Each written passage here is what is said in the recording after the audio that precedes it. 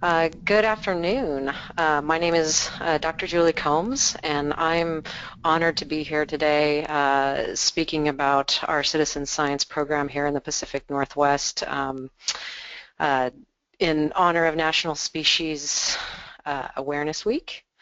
My background, I'm an ecologist by training. I did both my master's and my PhD at the University of Washington in Seattle. And I studied both the impacts of invasive species on rare plants and the ecology and management of both of those types of species, and did several studies on pollination ecology in Chile and South Africa and various places outside of the United States. But I'm settled myself here in Washington. I've been with this program for the last 5 years now. This will be our 5th year of our citizen science program. And I'm really excited to share some of our successes and challenges as we move forward. So today I'd like to talk to you about specifically how our volunteers have made a difference in the early detection and rapid response of invasive species in Washington and Oregon. Before I get into the program, I would like to thank our volunteers, our supporters, and our many partners. Our program would not exist without the collaboration and support from our volunteers and our supporters, the National Forest, the National Fish and Wildlife Foundation, the National Forest Foundation, WSDA, King County, Cowlitz County, Patagonia, and the Washington Foundation for the Environment have been instrumental in providing support for this program. We have lots of partners, as you can see from the logos here, and we work with all of them to run this program each year, and they participate in the trainings and collaborate throughout the year as reports come in from volunteers on invasive plants. A little bit about the Pacific Northwest Invasive Plant Council. We're part of the National Association of IPSIs around the country, as you can see from this map here. The Pacific Northwest is much larger than Washington, Oregon, but that's where our citizen science program, our regional program, is based as of now. We have several programs besides the EDRR program, but I'd just like to talk briefly about some of them. So the one I'll talk to you about today is our Citizen Science Invasive Plant Program, which started in 2012 with funding from the National Fish and Wildlife Foundation.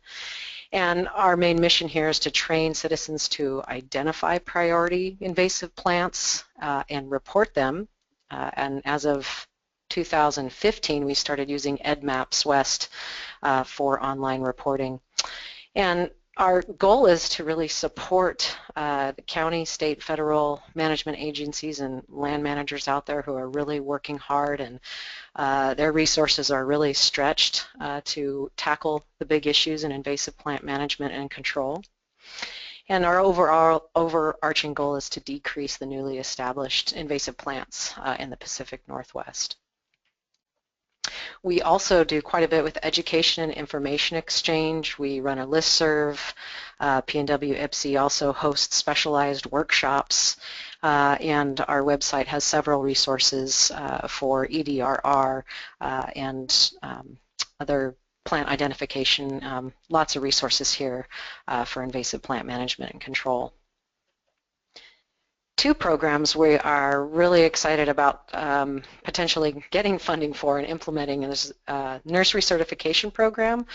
And so in Washington State currently you can walk into a nursery and you can buy butterfly bush, which is a Class B noxious weed here. So we would like to change that, or at least work with the nurseries to certify them to not agree to sell invasive plants. A secondary program that we just submitted a grant for is a No Child Left Inside grant, and this we're partnering with WISC, the Washington Invasive Species Council, and King County Noxious Weeds, and we are really excited to bring basically a citizen science invasive plant program I'll be talking to you about today and bring it into the high schools to promote environmental literacy, give high school students a chance to interact with resource managers, give them ideas about natural resource management jobs careers they could eventually potentially pursue, and address this nature deficit disorder. So getting students outside, excited about nature, learning about something, and learning a skill, learning how to use a GPS unit, how to collect basic data. So we're crossing our fingers with that one.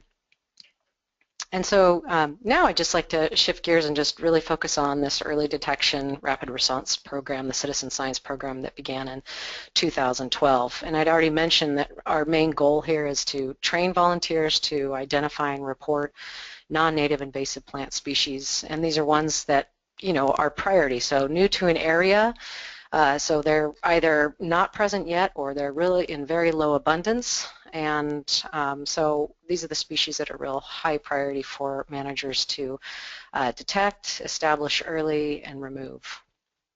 Lots of benefits with the EDRR approach. Many of us know this is the most successful approach after prevention, and it's cost effective. So you know, hopefully using volunteers to spend lots and lots of time searching for invasive species will save some time for land managers looking for them. And overall, just less damage to the environment. There's a photo here of Ann Stevens, who is one of our top what I call the citizens who hike the extra mile. In our reports this year, we've started to acknowledge these citizens who hike the extra mile. These are volunteers that have hiked anywhere between 40 to 100 miles over a season surveying for invasive plants, and Ann Stevens is one of those volunteers. Partnerships are key to programmatic success. We've learned this over the years, and currently we're collaborating with over 25 different agencies and organizations. And just to highlight a couple here, so I mentioned in 2005 we developed a partnership with EdMaps West, and they developed a specialized survey form and portal for the PNW IPSI volunteers to report data on. You can see in the image on your right, there's our logo, Invasive Plant Council, circled in red there, and then the page shows the interface with the EdMaps West, where you can report plants, insects, diseases, or wildlife, but under the projects below is our logo, and that's where our volunteers enter that portal, and they're directed to a specialized survey form that we've developed for them. And the map on the right shows you just from last year the positive occurrences of EDRR species found across Washington and just over the border into Oregon State. We are super excited about EdMaps West. It's a really has been very fast and efficient and has increased participation rate. King County Noxious Weed Program is another partner that we've been collaborating with, and last year we merged their Weed Watchers program with our EDRR Citizen Science program, and the bottom photo shows Sasha Shaw, who is the education coordinator at King County, and her and I worked together on this training. You can see some EDRR species in the foreground. So in our trainings we use live material as well as herbarium sheets, slides to get people familiar with identifying the plants. And Sasha will continue that partnership again this year. So that's been really important to sort of merge programs and create an opportunity where different volunteer groups are working together. And of course, without the volunteers make it happen. This is a volunteer-driven program, so that's the best partnership we have.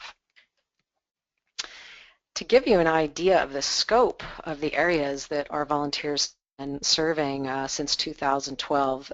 We started in 2012 just sort of focusing in on 4 different cooperative weed management areas, CWMAs, and this was the Chehalis River, Nisqually, Highway 12, and the South Central Washington one. We chose these 8 counties working with the Washington State Department of Agriculture, Greg Hulbrick in particular. He's been a huge supporter of our program, and I'm very thankful for his guidance on helping us figure out where to send volunteers. And the scope the following year increased quite a bit in 2013 and 2014. Our volunteers come to the trainings in different regions in Washington State at this point, and they decide they want to hike all kinds of places. So the scope of our area has really increased. In 2015, we broke the border there and went from Washington down into Oregon and included Mount Hood National Forest and also the Columbia River Gorge National Scenic Area in our survey areas. And so now we have a partnership with the Oregon partners.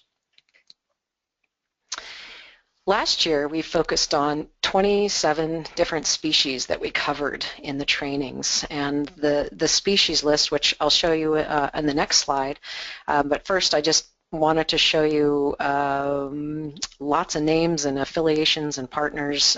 All of these people and these different agencies contributed to figuring out what was going to be on the list. And the list is dynamic. It changes from year to year, not dramatically, but it does change depending on what the priorities are. And here's an example of the list. So what you can see, we have plant, family name, scientific name, common name, Washington noxious weed class, Oregon noxious weed class, and the treatment method. So we're both in Washington and Oregon, so in our trainings we cover quite a bit about what the ABCs mean, and as you can see, lots of Class B noxious weeds and one Class C noxious weed. Mainly these are plants that are really high priority, like the hawkweeds and the knotweeds and the knapweeds were really high priority for many of the national forests and national park botanists. And there's some on here that, like yellow flag iris and herb Robert, which we wouldn't really call EDR our species. These are plants that are already really widespread in the environment, but we like to put a few on the list that are kind of, confidence builders for new learners. We like to have some plants, there's English holly, that we know will be really well recognized. So we try to put a mix of plants that are more true EDRR than some that are more common in the environment. So as far as the survey assignments, where do we send volunteers when they go out and do an assignment?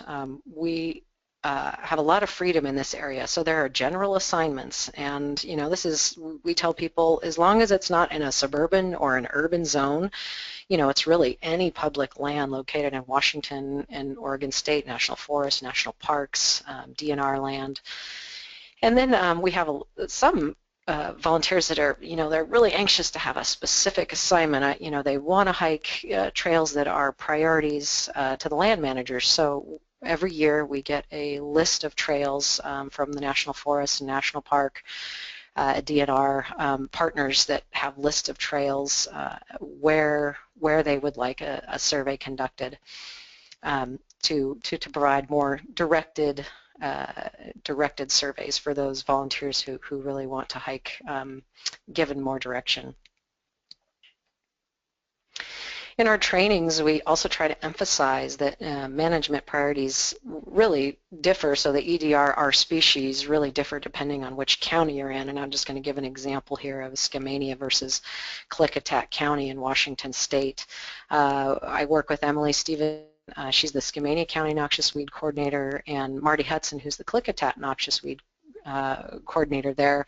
You can see that their top 3 species. I always ask our co-host, what's your top 3 to 5 species that you are prioritizing for control, and you can see Emily is concerned about garlic, mustard, shiny geranium, and knotweed are her 3 three species, and then Marty Hudson in Klickitat County, Scotch thistle, Mediterranean sage, and plumeless thistle. So all of these 6 species, very different, even though these 2 counties are adjoining. As you move east in Washington, the climate and the habitat gets much, much drier and moves into shrub steppe from the lowland forest. So differences in habitat type obviously drive, which species are establishing and where.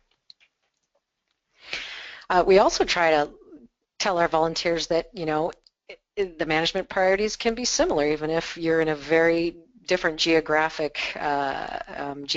separated. So here I've used Clackamas County in Oregon versus King County in Washington State. And Sam Leninger from the Weedwise program, his top 3, orange hawkweed, garlic mustard, and Japanese knotweed. And Sasha Shaw from the King County noxious weed program, same plant species they are prioritizing, orange and meadow hawkweed, garlic mustard, and knotweed.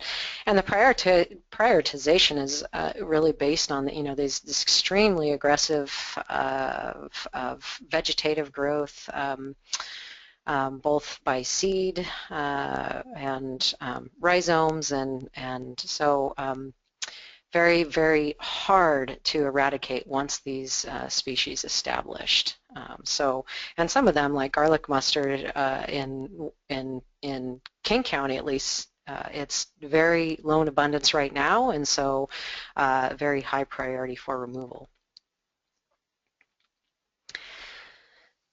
So the data pathway, just to give you an example of what the flow of the data is. So a volunteer goes out on a trail and they hike 3 miles in a national forest, and they find some herb Robert, or they find some orange hawkweed, and they take a GPS coordinate of the location. They measure, visually estimate the size of the infestation and what the phenology is of the plant. So on the data sheet, there's information about where the plant is. They're recording, where is the plant, how extensive is the infestation, and also details about the phenology of the plant. So, my goal eventually is that researchers might be able to use this data to track, how our invasive plant, not only how invasive plant distributions are changing over time, but how is the phenology changing over time, which are really important questions, especially when you're thinking about what the big changes that are happening with climate change in the environment. So the citizens, they will report the data in the field, and then they'll go to their computer and they'll use EdMaps West, and they'll go through that portal. There is a way to use EdMaps West. Also has an app that you can use in the field for Android and smartphones. There is a way to use it and still submit the form to P&W IPSI, but it's a little bit more tricky. So mostly what our volunteers do is go online, take their field data form, and enter the same data on the EdMaps West site. Now, as soon as they enter the data, the report will instantaneously come to me at P&W IPSI, and I will verify the data. So we require that our volunteers upload a photo of the plant, so I can visually verify it. This saves the land managers from, going out there and thinking they're going to find butterfly bush, and they run into, the native fireweed species, which has happened. We got a false report this year, and because of the photographs, I could identify it and say, no, actually, this is a native species, but it really looks like butterfly bush. So I do the identification in the early verifying step. Then there's instantaneous reporting first that comes to me, and then I send it directly to the land manager responsible for control.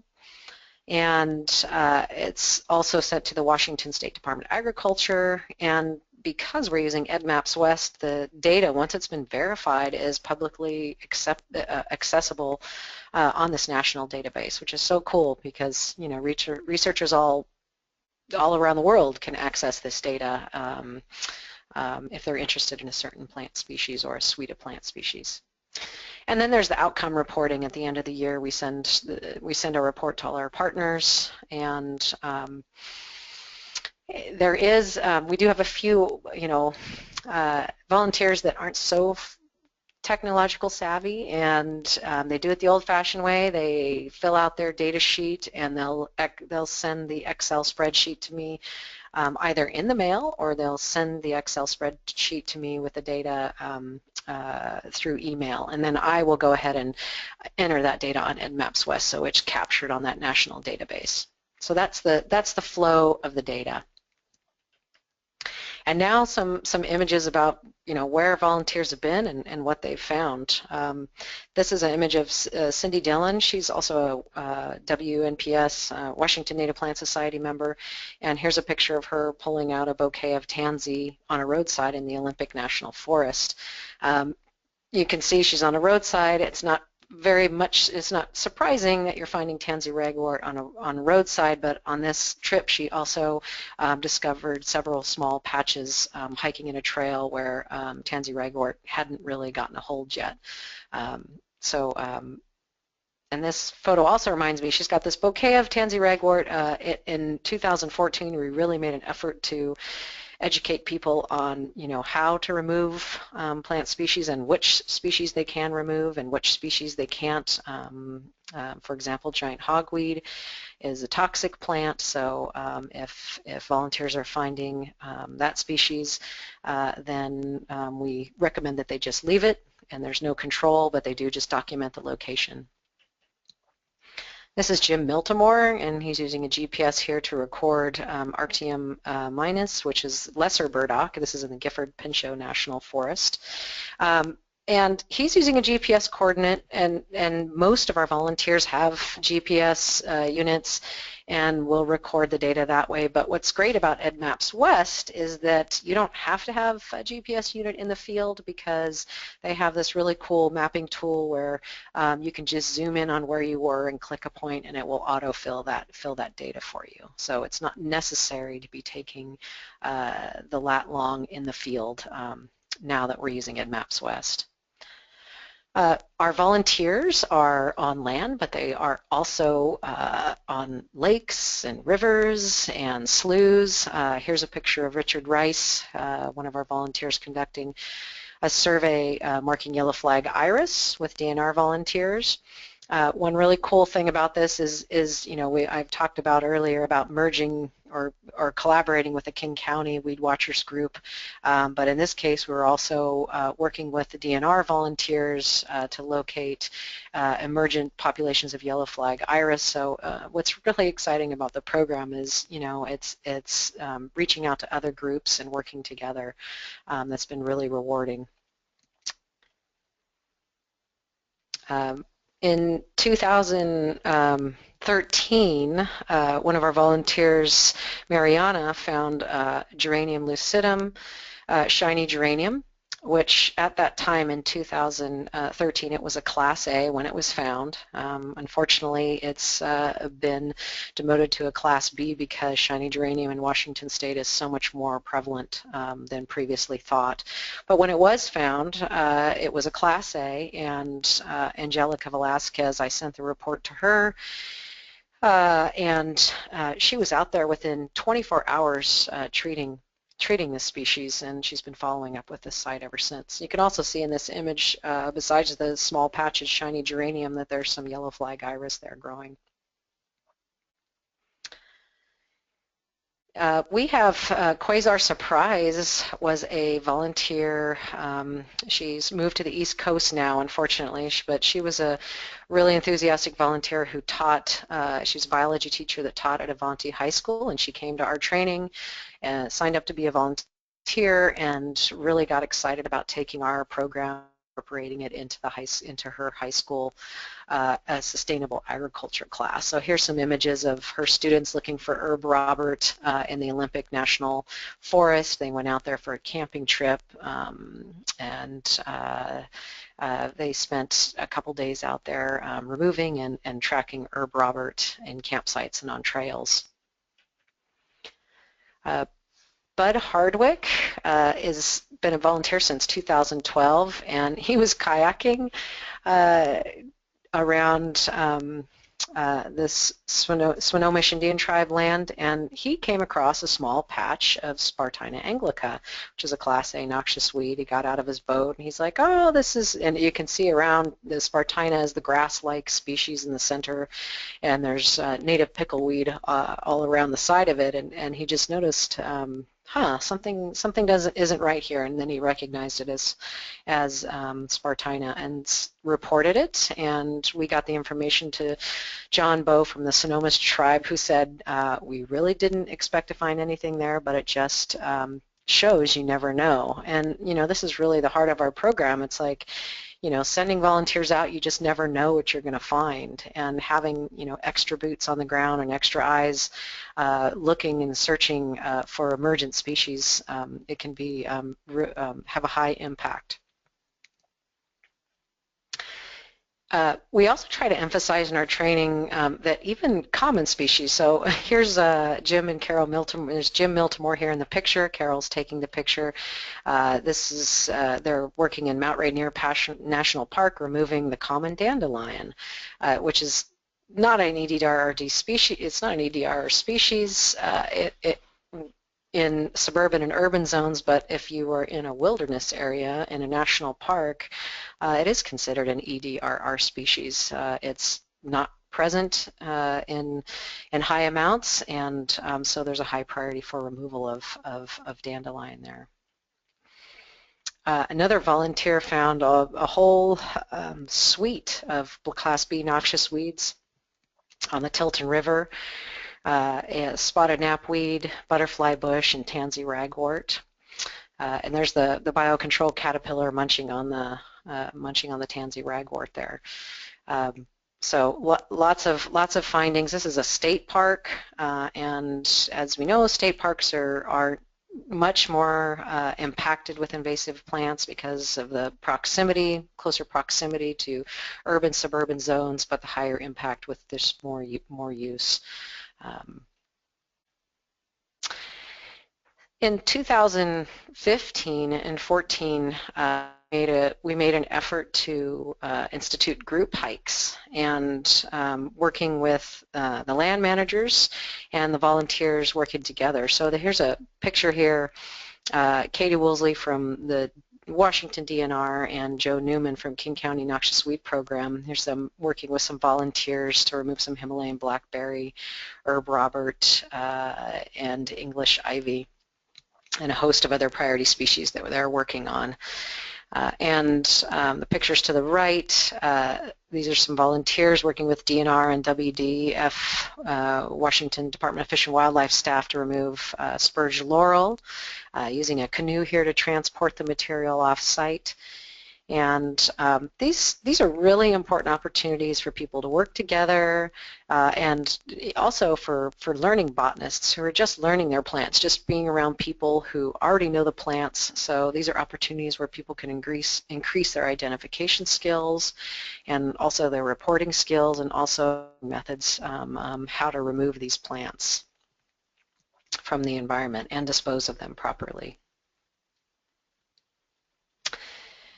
So how volunteers made a difference, these are a list of some of our metrics of successes, and I'll walk you through the numbers here. So since 2012, we have trained, we've had over 500 citizens attend our training sessions, and 258 of those people enrolled to actually signed up to be a volunteer, which basically means, they've committed to hike 1 or 2 trails for the season. Our volunteers, we have those volunteers I mentioned that have hiked the extra mile. They're hiking anywhere between 40 and 100 miles, over 100 miles. And then we have volunteers that will do 1 survey or 2 surveys a year. So it really varies depending on the person. So just starting from the left to the right for the data in the boxes. So the number of surveys conducted, we've had 307 surveys conducted so far and 371 records. So the records are the number of EDRR species found and reported to land managers. A very high percentage of those species, 48%, are the EDR species on the list, and people are finding almost half the time people are finding priority species. We emphasize in our trainings that negative surveys, so you go out and you hike a trail and you don't find anything, those negative surveys are just as important as the positive surveys, because land managers also want to know, where they don't have to spend their time and energy searching for X species. The next box there, miles of trail surveyed, over 1,000 miles of trails, and 3,727 acres surveyed since our program began in 2012. So we are covering a lot of land. And since 2014, our volunteers have helped to treat 688 acres. And the group hikes, we've had 21 group hikes, and lots of people, so 84 people attended those group hikes. They're very popular, and this year we're going to make a greater effort to institute more of those hikes. The volunteers in 2000, volunteer hours. So volunteers are putting a huge amount of time into service in this program. We have a lot of passionate people who this is what they like to do, and they like to be in nature. They like to hike. They're concerned about conservation, and this is a way that they can contribute. We do have, every volunteer program has challenges, and I just want to highlight a couple here. We have a very large scope, so, Washington and Oregon, and choosing those priority plants. So essentially, depending on where we're at, if we are in King County or Pierce County or Whatcom County, depending on which county we're in or what region we're working in where the training is, we really try to work with the local partners to cover the priority species. So we sort of specialize the training list depending on where we're at. And then at all of our trainings, we provide an additional long list of plants in each survey area. So I had mentioned that we covered 27 species in our training, which I will talk about. That's way too many. People got we got some feedback last year from people that that's a lot of plants to really absorb in 2.5 hours. Our trainings are 2.5 hours long. And so, but there are some volunteers who are very proficient in botany and want the long list. So for those that know more plants, we provide the full list for them. So the idea of maintaining the challenge of maintaining and increasing participation rate is an issue for any volunteer program. We did a Survey Monkey, which we asked for feedback from our volunteers last year, trying to get some clues about how we can improve our training sessions, our reporting, and other methods. Just that reasons why they might have increased their participation rate. So what we found is that people were overwhelmed with learning 27 species, especially learning botanists. This year we're going to focus on 10 plants, maybe 10 to 15, somewhere around that, or groups of plants. We cover 4 different species of knapweeds, 5 different species of hawkweed, so clumping those, and we really don't focus on, at least for the hawkweed species, that they learn the differences between each species, but if they can, recognize the non-native hawkweed from the native one, that's our goal. So clumping groups of plants and also reducing the number of plants. Also, we're going to take extra time in the workshops to go over how to use EdMaps West. Last year it was a new interface for our volunteers. I didn't spend enough time in it in our training, so this year we'll spend more time going over how to use that system. And then streamlining the reporting. So on our fields, reporting field form, take away maybe 15% of the fields and just focus on really what the important data is. What the plan is, where the plan is, what's the phonology, and those important points. And then the post-training support. So what the feedback we got was that volunteers really like the organized hikes and want to participate in those and want more of those. So the people that aren't very confident in their botany skills can gain more experience and also using reporting forms. Besides the group hikes, our idea this year is to recruit invasive plant mentors from volunteers who are those, citizens who hike the extra mile. Our volunteers who are really out there all the time, are very good at knowing the plants, are really excited about the program, and their participation rate is already high. I'm working with several of those around Washington State and Oregon to lead small group hikes to teach people about plants and how to use survey forms. And then one thing volunteers really wanted to see is I was sending out monthly featured hike emails, which basically was kind of like a reminder, an inspiration, sending them, beautiful pictures of hikes describing these lovely places, and so they wanted to see more of those. So I'll bump that up to sending bi-weekly featured hike emails to remind people about all these amazing places they can go recreate in and look for invasive plants and contribute to conservation. And just to end on a positive note here, because this is I queried the SurveyMonkey. I'm just quoting some things from SurveyMonkey here. These are some testimonials from our volunteers, why they participate in the program and what they get out of it. So one volunteer said they're excited about the program because it gives me a deeper mission and experience to my outdoor hiking adventures. Another volunteer says, I learned there's a way for me to contribute to addressing impacts of invasive plants in my areas. So that's, coming away from the training, what they learned from the training. I gained and shared knowledge and techniques with others with similar interest.